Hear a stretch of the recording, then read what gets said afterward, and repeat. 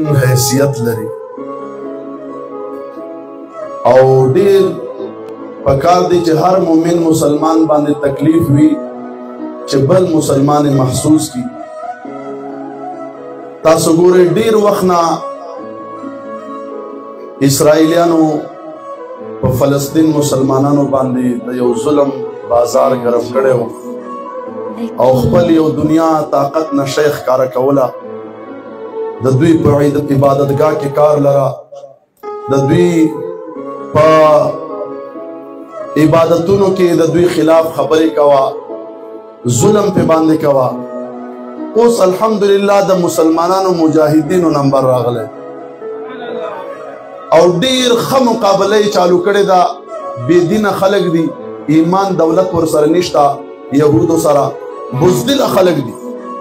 خدا دې چې مونږ او تاسو ته او داسې سټیجونو نه زمونږ خپل ملک پاکستان ادارو ته او بالفرض که زمونږ او تاسو مسلمانانو دا جذبات خپل برقرار ساتل پکار وي چې څومره د چا نه څه طاقت کېدی شي که د دوی امداد تعاون دپاره ملک پاکستان څه اعلان وکړو، جانی مالی هر قسمه قرباني دپاره، نو انشاءالله فلسطینیانو سره به مونږ امداد او مسلمانانو الحمدلله مجاهدینو تاریخ دی. دا د مدني جانان مبارک غلامی اثر را روان دی. حضور علیہ السلام عاشقان بیا نه په ځانونو وي، نه په اولاد وي، نه په خپل جیدادونو وي. تاریخ را روان دی. صدیق اکبر رضی الله عنه مبارک تا خپل پلار چې ایمان یې وروستو راوړو ورته ویل بچیا په یو غزوې کې زما د تورې لاندې رالې، وایي ما چې وکتل صدیق اکبر د بچی مې دی توره مې در نه سیټ تکړه. صدیق اکبر رضی الله عنه خپل پلار ته عرض کوي ای زما ابا جانا که ته د هغې وخت کې زما تورې لاندې راغلی وې ما خپله توره در نه نه اخوا کوله، ځکه چې د مدني جانان مبارک په مقابله کې راوتی وي.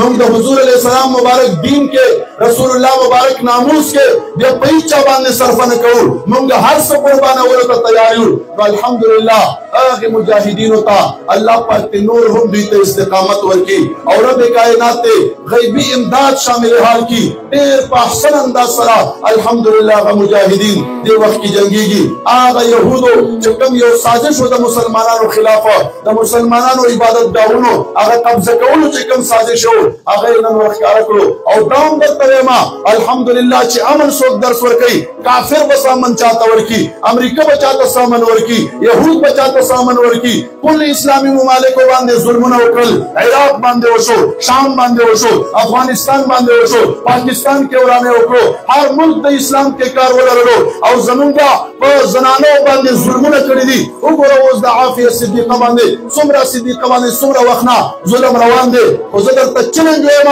ویډیوګانو د فلسطینیانو وګورئ، کمانډرانو اعلان کړی دی وایي چې لا تقتلوا الصبیان ولا النساء.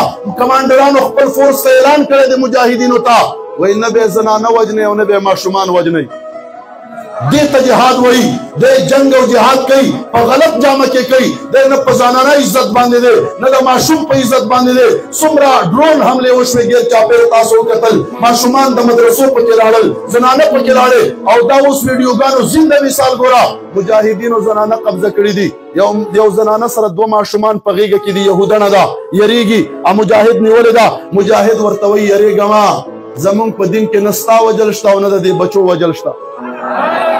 دا دین دی. غصه یې ورته ډېره زړه غصه ده، ظلمونه یې هم پرې کړي دي، زړه کې به یې څه نه تېرېږي. د دوی زنانو باندې ظلمونه کړي دي، حیا عزت سره یې ورله لوبې کړي دي. خو الحمدلله دا د اسلام درس دی.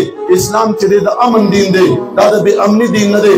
الله جل جلاله نه دعا ده رب کائنات ته فلسطین مجاهدینو ته مزید استقامت توفیق ورکړي او څومره چې کل اسلام ممالک دي الله جل جلاله دې دوی ته د هغو سره امداد کولو توفیق ورکړي او مسلمانانو ته دې الله پاک وحدت او اتفاق او اتحاد نصیب کړي. واخر دعوانا ان الحمد لله.